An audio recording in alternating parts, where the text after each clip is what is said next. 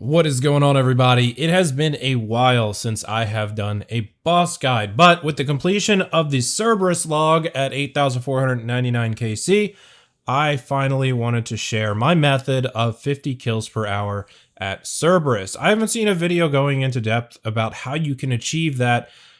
Generally, it's 45 to 50 kills per hour for this method that I'm going to show you in this video, but I will warn you now.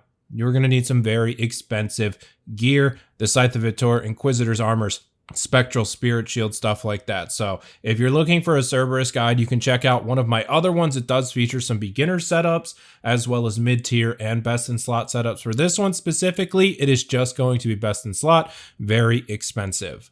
Before we get into our Cerberus guide, today's video is brought to you by Ewin Racing. Ewin Racing makes some amazing, comfortable, and most importantly, affordable racing style gaming chairs for all of your gaming and office needs.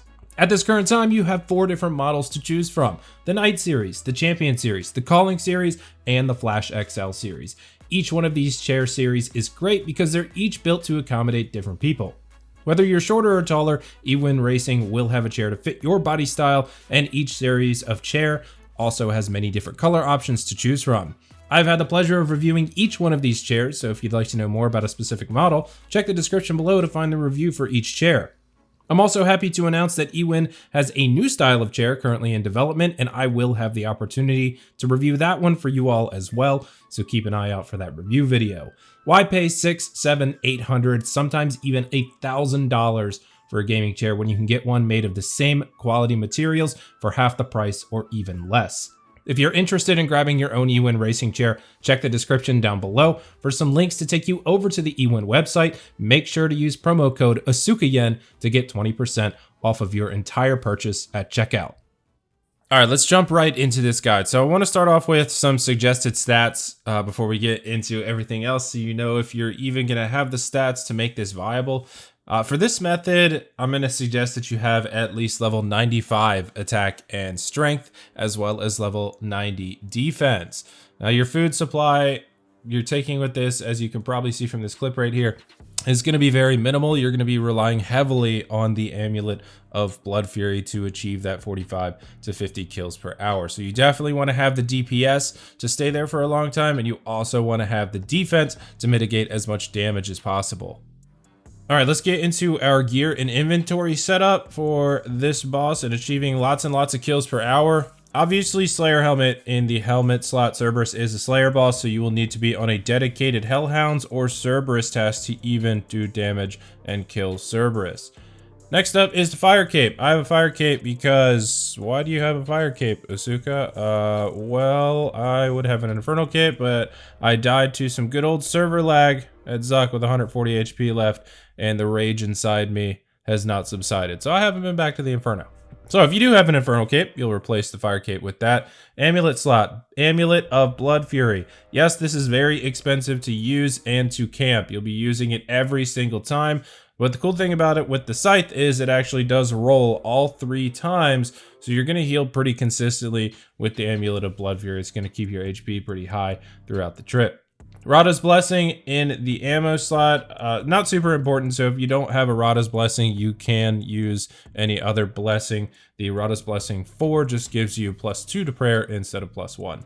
In the weapon slot, the Scythe of Vitor, and this will be used on Crush. Cerberus is weak to Crush, so you want to make sure that your Scythe is on Crush. Because you're using Crush, the Inquisitor's armor set is going to be immensely helpful. So you want to have the Inquisitor's plate body and plate skirt as well. Ferocious gloves in the glove slot, primordial boots, and in the ring slot, you're going to be camping the Light Bearer, and we'll get into that in just a second. As for our inventory slot, so when the ghosts come out for Cerberus, you want to be able to protect and save as much prayer as possible. So you want to have a Spectral Spirit Shield. The Spectral Spirit Shield will have the amount of prayer that you lose from the ghost, which is normally 30. Spectral Spirit Shield takes it down to 15. You'll also want to have a weapon that you can attack with and put down DPS at the same time, so I'm using the Arc Light. It actually would be better to use the Inquisitor's Mace, however, for me, this is the only place that I would use it, so it's not really worth the hundreds of millions of GP for me to spend on Inquisitor's Mace just to use it for a few hits every kill. If you don't want to do that as well, use the Arc Light instead. As for super combat potions, you're going to take 1 2-dose divine super combat potion and 1 4-dose divine super combat potion. Obviously, this will give you 30 minutes of boosted time. I take the 2-dose because after the 2 doses, it does free up an inventory slot, which will be hard to come by around the beginning of the trip. As for the special attack weapon, Bandos Godsword, Cerberus only has a defense level of 100. So using a Dragon Warhammer here, the Dragon Warhammer only takes defense down by 30%, so you'd only knock Cerberus's defense down to 70 with a successful hit. The Bandos Godsword reduces it by a flat amount, so if you hit a 75 defense levels are gone. Now also, this is why we're using the Light Bearer. With the Light Bearer special attack refresh, you're going to get probably 85% of the kills you do on these trips. You're going to get to use a Bandos Godsword special attack on. So the Light Bearer paired with the Bandos Godsword, very useful. Another tidbit of information about the BGS. The BGS should always be used at Cerberus when you are using a Scythe of Vitor. If you are using anything other than a Scythe of Vitor, you want to replace that with Dragon Claws. As for prayer potions, you'll see here that I have 13 prayer potions. Now, 13 prayer potions is not enough to get you through the full trip. Fortunately, Cerberus drops super restore potions at a rate of 1 in 21.33. So I heavily depend on getting a drop of super restore potions throughout this trip to actually allow me to use all 6 doses of my divine super combat potion. And since you're going to be getting somewhere between 25 and 30 kills a trip, you are most likely going to see that super restore drop. Additionally, Cerberus also drops summer pies, 3 of them at a rate of 1 in 21.33, so you'll probably see some of those throughout your trip too to supplement your food supply. I have 7 manta rays in here, and you will need to juggle them at the beginning of the trip, so that means dropping them and picking them up in between kills and juggling around your loot. The teleport book there, if you do have Keymaster teleports. If you don't have Keymaster teleports, obviously you'll have to run to the location.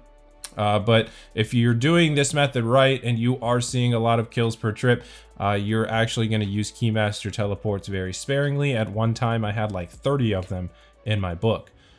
Max cape, that's for me to get out. If you don't have a max cape, construction cape will work, or just player-owned house teleport tablets. And in the rune pouch, no, we are not using thralls for this method. You will not need them. I take high-level alchemies because I'm using an amulet of Blood Fury along with a scythe for this trip. I want to try to make as much money as possible back. So I'm picking up every drop I can. I'm alching everything that I can. So that is your gear and inventory setup for 25 to 30 kills per trip and most likely 45 to 50 kills per hour. All right, so that's it for the gear and inventory. Let's get into some little tidbits and tricks to remember here to help your trips go a little bit more smoothly. First thing, starting the fight. So when you're starting the fight against Cerberus, you want to make sure that when Cerberus respawns, you are standing underneath of Cerberus. And why do you do this? Well, if you're standing underneath of Cerberus, one, that'll give you time to turn on your special attack and your prayer. But the most important part about this is if you start attacking Cerberus from underneath of the boss, when you pop out and get your first attack, there will be an attack delay from Cerberus. So it'll actually allow you to take one less hit than you would if you start just kind of out anywhere and Cerberus can attack you. And you can see that in the clips here. You'll see that I start underneath of Cerberus and then I pop out. Cerberus does not attack until after I get my special attack off or my first scythe hit. You can also do this while you're running into the chamber to start your trip. So you'll just want to make sure that you have your special attack weapon equipped. You want to make sure that's on. Your quick prayers are set. You run in directly under Cerberus, and by that time Cerberus will have stood up, and then you can pop out and attack and then start your trip. If you're visiting this guide, you probably already know this, but just in case that you don't, Cerberus always starts out with the same triple attack. It's always going to start out with a mage attack, then a range attack, and then a melee attack. All you have to do is get the timing down for these, switch your prayers accordingly, and you are off to the races. Now, the Cerberus fight is just a giant cycle. It is a repeating 28 attack cycles. So the wiki actually has a pretty cool little chart to show you exactly what attacks will come when and if they will come based on some certain circumstances. So on the left side of the screen, this is what you can find on the wiki under the Cerberus strategy guide.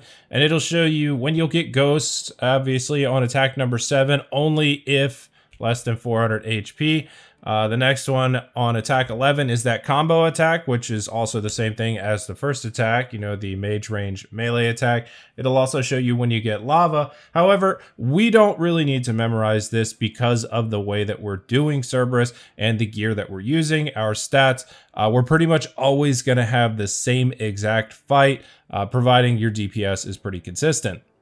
All right, so let's get into an example of the fight. Now, 85% to 90% of my kills are exactly the same. Unless I just really don't have good DPS on a kill, which can happen, all of my fights are exactly the same. It's always the same pattern because of the weapons, the gear that I'm using, the inventory, all of that setup. So again, 85 to 90% of the time, you are not gonna have to do anything different. Every now and then you might get a ghost lava combo depending on your DPS.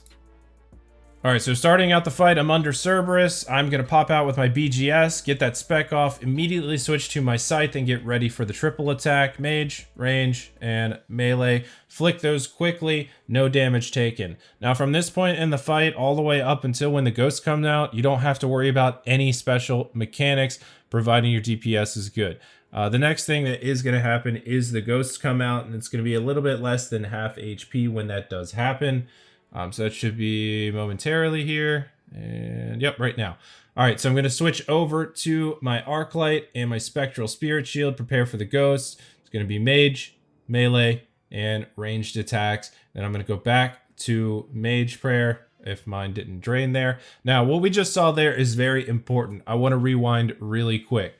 All right, so at that point of the fight, when you're using this gear and this setup, almost always you're going to get a lava pool right after the ghosts finish. So I can't really explain to you other than say the timing is important. Once you learn the timing on these attacks, you will just it'll be like second nature for you to just click away and run away from the lava pools. One of them will always spawn underneath of your feet. Sometimes you will run into one that Cerberus spits out, and that is just random. You really can't help it, but get the timing down and learn the timing. You have to do that on your own, and once you understand it, you will be good to go.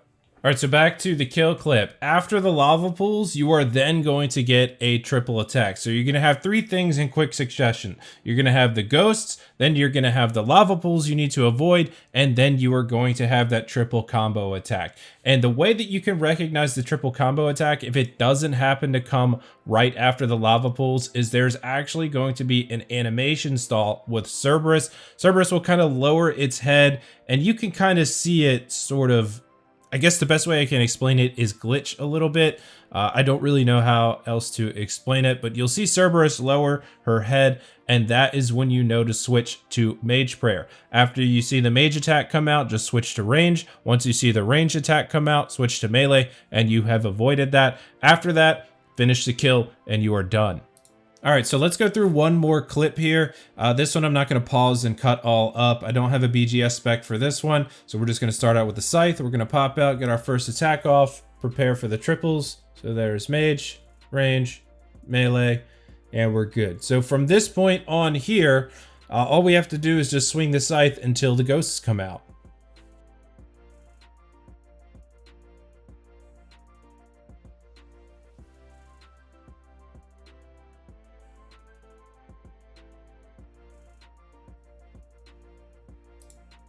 All right, so here come our ghosts. We've got range, melee, and mage. Switch over to the arc light and the spectral spirit shield. Pray range, melee, and mage.